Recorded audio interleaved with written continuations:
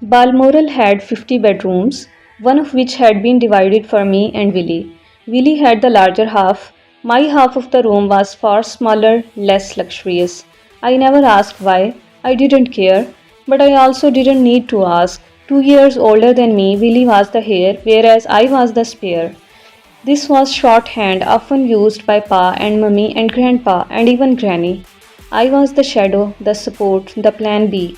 I was brought into the world in case something happened to Willie. I was summoned to provide backup, distraction, diversion, and if necessary, a spare part. Kidney perhaps, blood transfusion, speck of bone marrow. This was all made explicitly clear to me from the start of life's journey and regularly reinforced thereafter. Some kinds of fame provide extra freedom, maybe, I suppose, but royal fame was fancy captivity. People assumed that royals generally had no career desires or anxieties. You are royal, everything is done for you, why worry? But in fact, I worried quite a lot about making my own way, finding my purpose in this world. I didn't want to be one of those cocktail slurping eye roll causing sloths everyone avoided at family gatherings. There had been plenty of those in my family going back centuries. I didn't lead a normal life because I couldn't lead one. Even my father reminds me that unfortunately Willie and I can't be normal.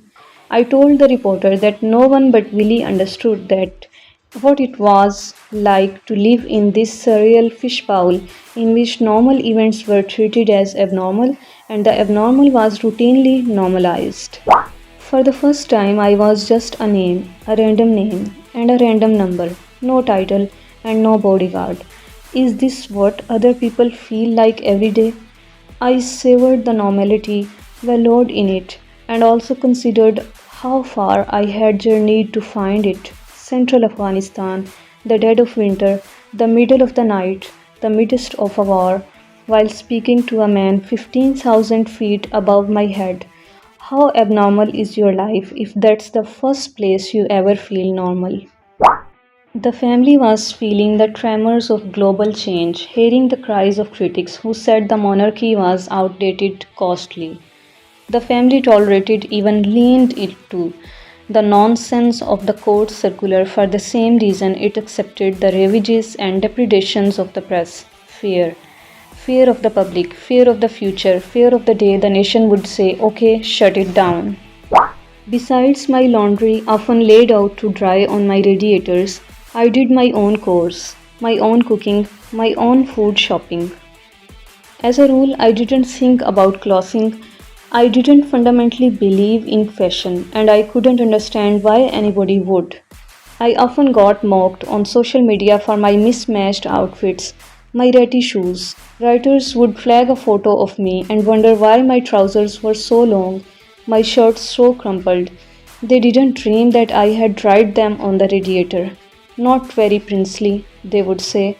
Right you are, I would think.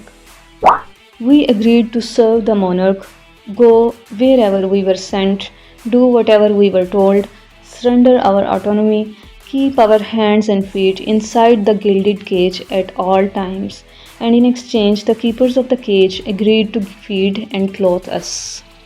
We talked about life inside the British bubble, inside the royal bubble, a bubble inside a bubble, impossible to describe to anyone who hasn't actually experienced it. People simply didn't realize they heard the word royal or prince and lost all rationality.